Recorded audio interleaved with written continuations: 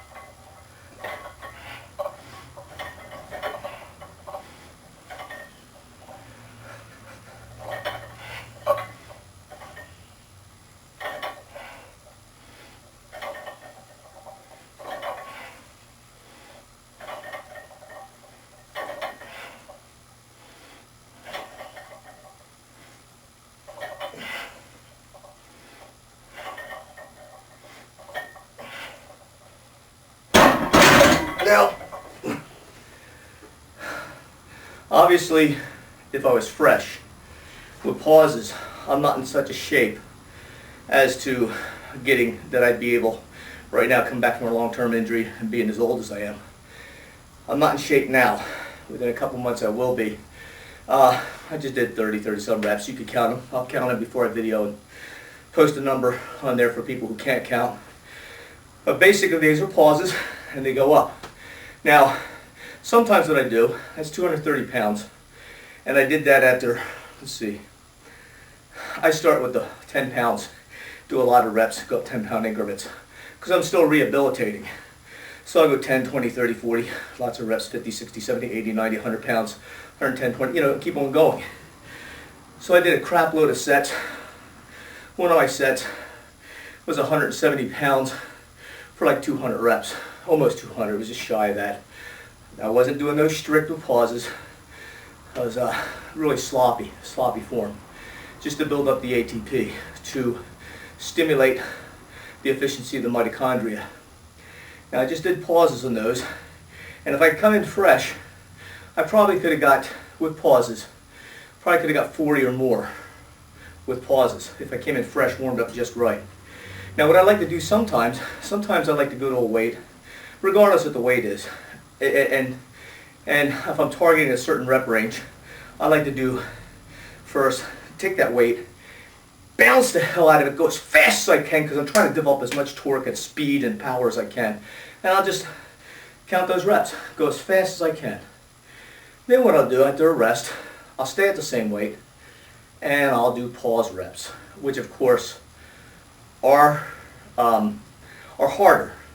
And because I've tired out, even if I didn't do all the sets that I told you I did before, if I say like this 230, if I came in here and I bounced the hell out of it, got 60 reps, bounced it, whether it was full extensions or not, obviously when I go to my strict pause sets, I'm going to be tired out. I'm not going to do as well.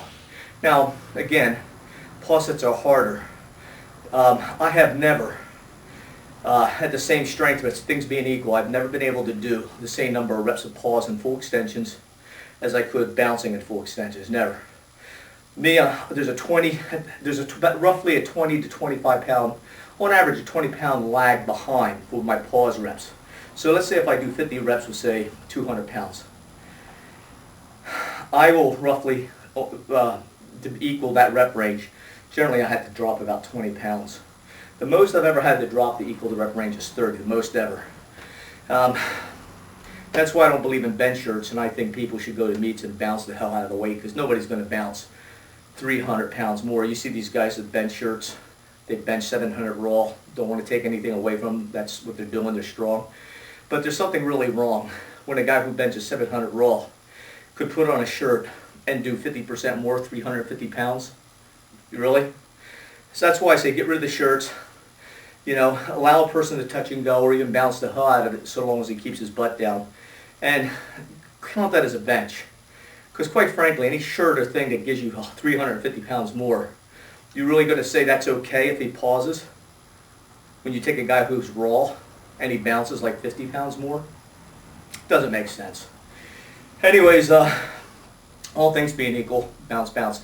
Now if I did my pause sets first, and you'll see, I'm going to go back here and I'm going to do ballistic and you'll see how many reps I can do. After this, I'm going to go up 10 pound increments and do pause set, ballistic set, pause set, ballistic set for each 10 pound increment. And after that, I will, the next workout I go, on a light day, this is my light day, I will do ballistics first. My second set for the same weight will be pauses. Got to change it up. All right, thank you.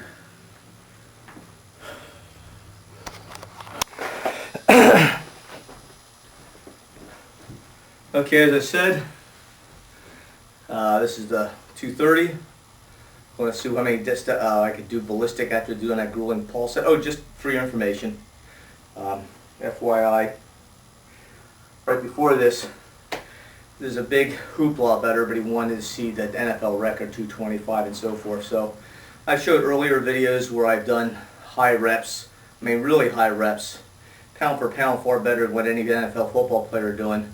But because they're not 225, you got a lot of yahoos out there on YouTube going, yeah, so what? That's only 200 pounds. So what if you did the 200 for 80 reps? Who cares? Who cares if you did 200 for, you know. Anyways, plus there's a limited amount of time on film. I'm going to go ballistic, but before I did 230, I did like 210 pounds for 50 reps with pauses. Now I sandbagged a little, meaning I could have done more than 50 with pauses. Maybe 10 more with pauses, probably 10 pounds more. So I'm tired out, so from the whole workout. Anyways, we'll see. The one thing I have in my favor, even my age, that most lifters don't have, whether they're young or old, and this comes from muscle memory of years of super high volume training. I have just been conditioned, and now it's in within my DNA, to be able to handle the volume of sets and high rep sets and heavy weights and variety of rep ranges that most people can't, even on steroids. I got friends who take steroids who are like 20 years younger than me, and they just can't, because they never laid the groundwork. That's what it is. I laid the foundation basically from overtraining. A lot of people called it overtraining, and you know, if you continue, you don't make progress, that's overtraining. But if you do high volume and you make the progress, then it's not overtraining. You're setting a foundation, and then as the progress stops, then instead of taking steroids or whatever, what you need to do is prune down your volume, increase maybe a rest day, put in an extra rest day, instead of like lifting 3 days a week per body part, lift 2 days a week, sort of stuff like that. Here we go. Come on now.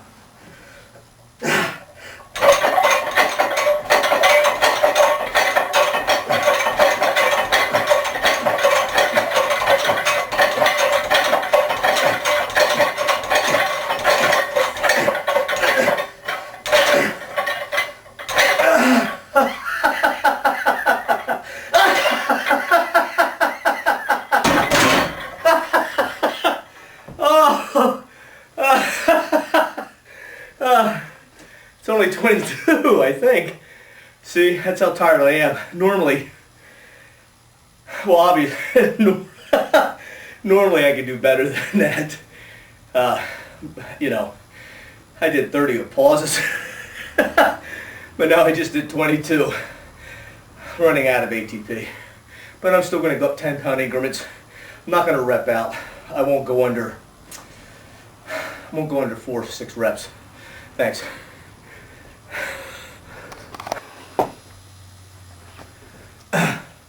Okay, last set you guys saw me kind of tired out, petered out, 22 reps ballistic after doing 30 or so reps pausing. Okay, I want to apologize. Had to change the tape. You'll see where I did the 230 pounds of pauses for 32 reps. I'll count it and write the number for those you can't count. The second set I went ballistic.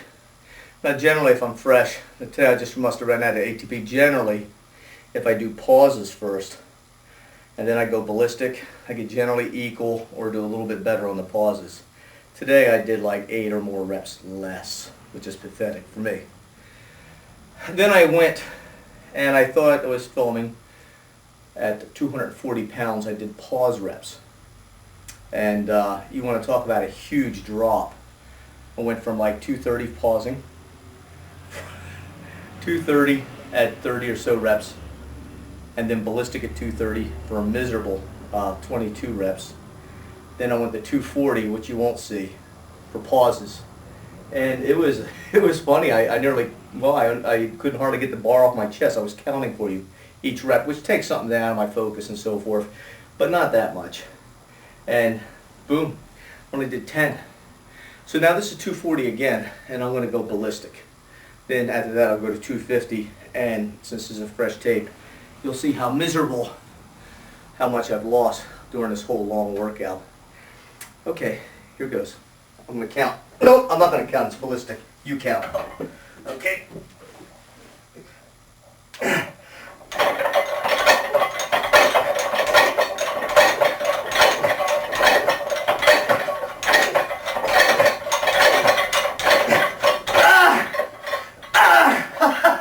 Come on.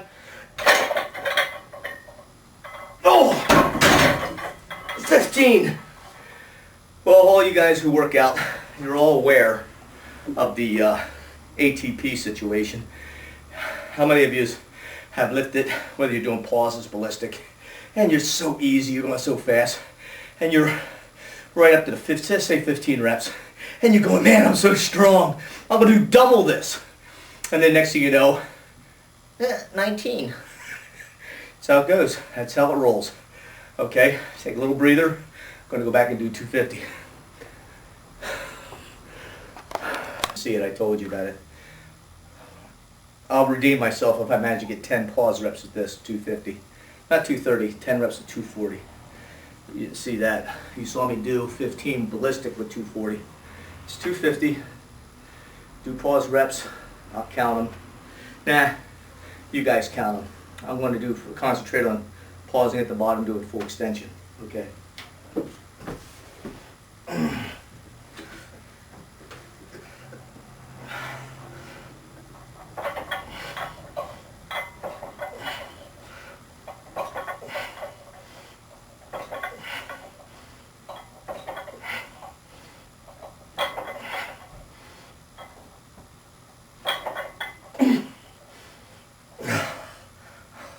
Come on now.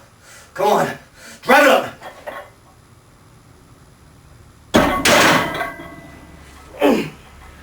Petering out. The next set will be ballistic. Redeem myself slightly.